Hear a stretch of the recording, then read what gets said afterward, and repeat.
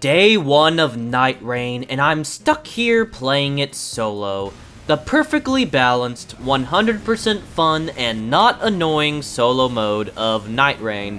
And because editing takes forever, solo mode's already been patched, and all of my suffering is gonna look silly now. In any case, everything you are about to see is before solo mode got patched. And I know you're thinking, Elden Ring Nightreign already has a solo mode. How is this a challenge run? Trust me, in pre-patch, it is and was a challenge run. In fact, most of this challenge was done on the first days of Nightreign. No guides, no wiki, just me brute forcing the game solo while others are still trying to figure out how to beat some bosses multiplayer. So with that out of the way, let's find out. Can you beat Nightreign solo before the patch happened? Let's start. The first step is to actually learn how to properly play the game. And honestly, when I started, I wasn't very good at this game. I had a general idea that you needed to go around killing as much as you could so you could level up. However, that led me to fight a mini-boss, and I quickly found out that they hurt. Like, really bad. Normally, in Nightreign, if you die, your teammates can revive you. Nigh infinitely, I might add, although it gets more difficult the more times you die. In solo mode, you have none of that. If you die to a main boss, you die for good. No revives or start overs, you're just kind of screwed. And considering most of the bosses are built with reviving teammates in mind, you're dealing with a hyper-aggressive boss with zero mercy and no way out.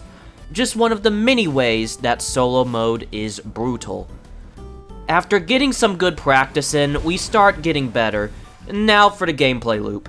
My original plan was to show each individual encampments and how I clear them, but after a certain point you realize that most encounters fall into two categories. The first is the low-level mini-boss areas that you can wipe out without much issue. While they still give good runes, the mini-boss loadouts in those areas are predictable and can typically be killed within seconds. The second type of encounter are mini-bosses that are scattered throughout the entire area. These can range anywhere from, oh, a hard fight, but worth it to engage, to, oh, he literally just one-shot me, and since I'm playing solo, I can't revive, how fun, and there goes my levels. At the end of each night, mini-bosses also spawn, and from my experience, the difficulty on those are also wildly inconsistent. Not in a bad way, mind you, just a very strange way. Like, put it this way, one time I'm fighting the tree sentinel, then another time I'm getting impaled by a god of war. Just strange, you know? Now for the first Night Lord of the run, Gladius the Lag Lord. Or perhaps it's just due to Nightreign Day 1 frying FromSoft servers. My game ran perfectly smooth after this, but for some reason Miyazaki decided on the hardest boss of the run, I needed input delay and teleporting bosses. I originally had a grand strategy for this fight, but it just got thrown out the window, so down to the classic R1 spam and pray it hits strategy. Oh well, just enjoy the scuffed fight, I suppose.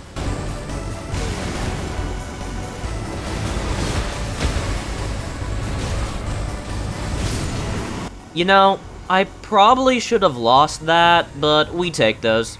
The real question now is what Night Lord to fight next. I somehow ended up choosing possibly the hardest one to fight solo. You'll see what I mean later. I annihilate everything in my general vicinity as normal and then get cursed. Do you like having approximately 30% less HP for the rest of your run with little ways to cure it? Well, too bad, you're stuck with it now. This is legitimately the worst random encounter you can get besides the locusts. There are three options. You can either deal with it and probably lose the run, you can go to the demon and pay him off, or you can fight the demon, which then immediately spawns the equivalent of this game's prime consort Radon to tell you to saw it off. And enter the Centipede Demon. And then enter the PTSD of thousands of Dark Souls 1 players, which then immediately dissipates once you realize it's not Dark Souls 1, and there isn't a lava lake beneath your feet, and the Centipede Demon is actually a pushover. I think that honestly 3 Puppies would be scarier than this boss because his aim makes the Stormtroopers look good. His only worrying attack is the slams, but those are telegraphed well and easy enough to dodge. We didn't get our reward, a pile of nothing useful. And if you also play a strength main, then you better get used to it. 80% of all boss loot is either nothing useful, nigh useless, or barely helpful. If RNGesus smiles upon you, you might just get an Estus buff. Might. Although it probably means it's going to screw you over later, so you should probably just run. I fight a giant hand, get overconfident, and then I think I'm gonna win, until I turn around and just see it has summoned an army and I run away promptly. Because yet again, as a solo player, 4v1 is not exactly good odds, especially against those hand thingies. I see the Falling Star Beast boss health bar appear, get a flashback to how many times I died to them in Elden Ring, and run to fight an easier mini-boss that dies within seconds. And straight into the boss of the night. Oh look, it's Niall. Glad to see you've made it here. And you brought your reinforcements with you as well? You shouldn't have. You really shouldn't have. Luckily, I'm actually pretty good with fighting Niall. The downside is, I don't have anyone to distract his minions, and because of that, I end up dying to them. You know, out of all of the complaints about running solo I've heard, the biggest downside that I haven't heard mentioned yet is the loot. And you may be thinking, if you're running solo, you have the same loot tables as if you were on a team. You are right, but also wrong. You see, when you're running with good teammates, whatever they get for their loot tables can also be given to you. So if each teammate gets options that don't correspond to their class, they can give what they got to each other, and everyone's happy. In solo, nobody is happy, because if the game wants to give you staffs and daggers when you're a strength main, then too bad, because you're stuck with it. Of course, we eventually arrive at the Gaping Dragon. I don't fight him often in Dark Souls 1, but luckily his moveset is pretty easy. However, remember how I said I was doing this solo day 1 of Nightreign? Well, it shows. Just look at whatever this is. If someone can tell me what happened here, I would love to know why it happened. No, I'm not dead. What? Huh? What? In all seriousness, I didn't encounter a lot of bugs during my playthrough. It was actually pretty smooth for me, so I don't have many complaints as far as that's concerned. I'm more confused than anything else. In any case, you might be thinking, hey, he's killing the same mini-bosses in the same areas over and over again. Is he reusing footage? No, that's just the Nightreign gameplay loop. Pay it no heed, I'm sure I've cleared out the same encampment with the same enemy positions and loadouts at least 100 different times by now. Yes, I'm perfectly fine. Why do you ask? And then the first mini-boss, Knight's Cavalry, which honestly doesn't even feel like it's a mini-boss in retrospect. It's a pretty good fight to get solo, even if it is gank. Pay no heed to how much damage I'm taking. I was still kind of bad at this point in the challenge, but I get better. Eventually. After that close call, I go around killing any mini-bosses in my way, getting nothing useful as usual. I see a boss I haven't found yet, then immediately realize that fighting a gargoyle in a lava lake is a terrible idea, and I get Nameless King as my boss. Oh, you poor soul. Man thinks he's confident walking in here. I know your moveset well. I've fought you many times before. What makes you think now will be any different?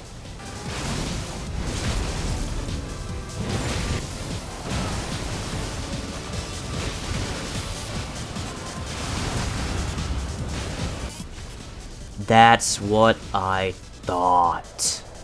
Well, it's time for the Night Lord, with a blue weapon, because RNG hates solo players, don't ask me why. Not like a better weapon would have done me any good for this guy. I was utterly outclassed and killed within moments. On second thought, maybe we shouldn't fight one of the hardest Night Lords as my second boss. Just a thought. Instead, I choose the much harder option of the second hardest Night Lord, the EQ Beast. It has an actual name, the Equilibrious Beast. I can't pronounce the word, but EQ Beast is what I'm calling it. This is the point in the video where I kindly ask you to subscribe. As a small YouTuber, it takes a lot of effort to create these videos, so liking the video and leaving a comment helps out a lot. What you do matters. With that, let's get back to beating Nightreign solo. After killing a bunch of mini-bosses around the area and getting better at equipping myself before bosses, we get to the Godskin Noble. Honestly, not too bad of a fight, you just... Oh. Godskin Duo, okay. You really doing this to me again, FromSoft? No matter. Even if this is 100% a fight intended for multiplayer, we will just have to deal with the gank. Step 1 is to focus down the Noble. Afterwards, Apostle should be easy enough to deal with solo. However, I'm all out of flasks from dealing with the gank portion, so I have to play carefully to win the fight. Luckily, I've done RL1 of Elden Ring. Granted, it has been a while and I'm a tad rusty, but the skill is still there. I just need to lock in.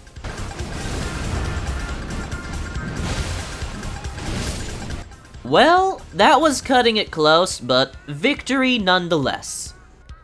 The Night Lord presents me with options, but the only thing I am interested in is fighting at utmost strength. Total victory or none at all. This was probably a horrible choice, but as a Dark Souls player, I'd be damned if I didn't choose it.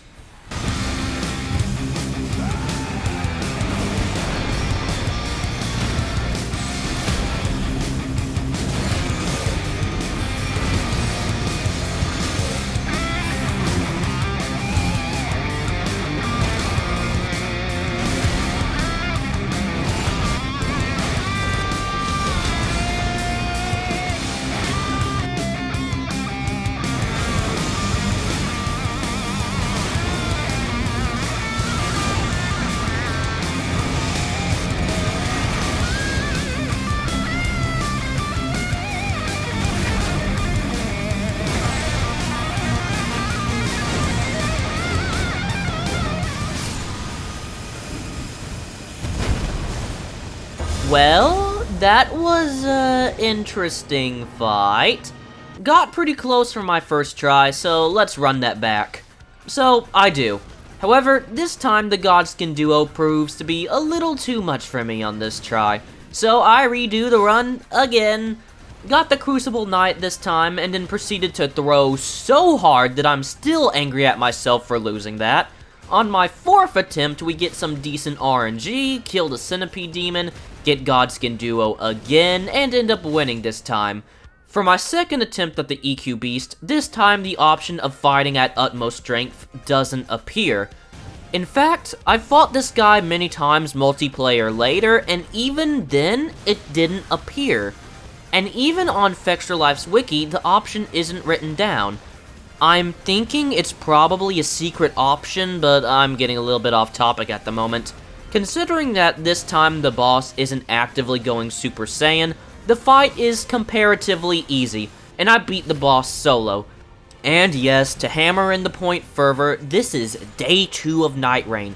Only 0.3% of people had him killed at this point, because I know at some point solo kills probably won't be considered a challenge run due to patches and general increase of skill. But when I did this run, it was definitely a challenge run, to some degree. Proceeding onwards, I get cursed, I head over to kill whoever is responsible for it, and turns out it's our good old friend, the EQ Beast, because Night Lords can invade the overworld for some reason. I get close to killing him, but end up failing and losing not only my runes and levels, but 30% of my health as well. This run is probably dead. No matter, I end up getting Draconic Sentinel and friends as my day 2 boss, and they actually weren't difficult for solo. I end up killing them first try and proceed onwards to the last Night Lord, the annoying dragon Caligo. I'm not exactly skilled with killing dragons. Even in Elden Ring, I typically avoided fights with them whenever I could, because they are just really unfun fights. Caligo is no different. This frost dragon, while certainly aesthetically pleasing, is a nightmare to fight. Not in the hard way, just the annoying, let's run around the arena chasing him and hitting his legs kind of way. Or perhaps the most annoying part is the ridiculous size of his frost AoE. So I end up dying. Can you tell that I want this run to be over yet, or do I need to say it outright? Look, I'm going to be completely honest with you, I rarely had fun playing the game solo. This challenge was just not fun to do. Should I be blaming FromSoft for not having fun in a game solo that's built for multiplayer? Maybe not. Maybe it's selfish, and it's diverting the blame. But the fact remains that solo is not fun, and I'm not the only one who thinks this way. Solo mode should not be this mind-numbingly boring. If a game needs friends to be fun, is it truly good in the first place? As far as that question goes, I think it depends on the type of game. I've done multiplayer in between my solo attempts, and the difference is staggering. Not only is it less difficult, but it's more fun. Not because of the lower difficulty, but because multiplayer just brings out the good parts of the game. Each class can combo with each other, you can share loot and get weapons that are actually fun to use. Not to mention just being able to laugh and joke with friends will make any game better. And maybe that's the true benefit of Nightreign. Maybe Nightreign will bring together the Souls community even more with a great multiplayer experience.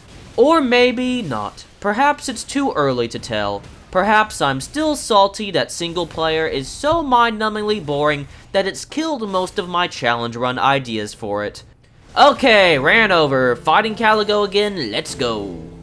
And yes, I'm cursed yet again, but sure, let's kill the stupid dragon.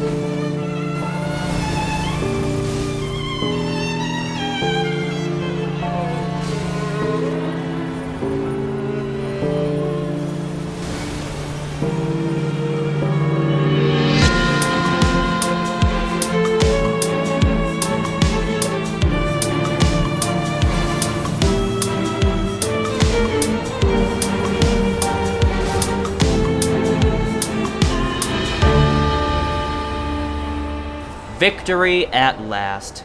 It's time for the final boss.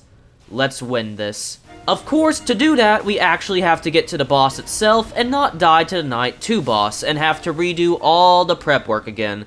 Second run attempt goes a bit better. I kill Legally Distinct Godric on day 1, and then fight Legally Distinct Loretta while getting cursed by a demon. I do end up killing Loretta, but I don't have enough time to remove the curse. So straight into the Night 2 boss, and hey, it's Nameless King again. Nice to see a actually easy fight appear. With him dead, it's time for the final boss. Level 10, cursed, but I do have a purple weapon at least, so that's something on the good side. It's time to end this all. This boss seems easy, just have to play well. And of course, second phase. Not too bad, his attacks are a bit more tricky to dodge, but ultimately, I still end up winning. Oh, another phase. This might be a problem. I do end up dying, but after another brief 30-minute run, we arrive back at the Night Lord for my second attempt at him. It's been a long journey, but it's finally time to end this.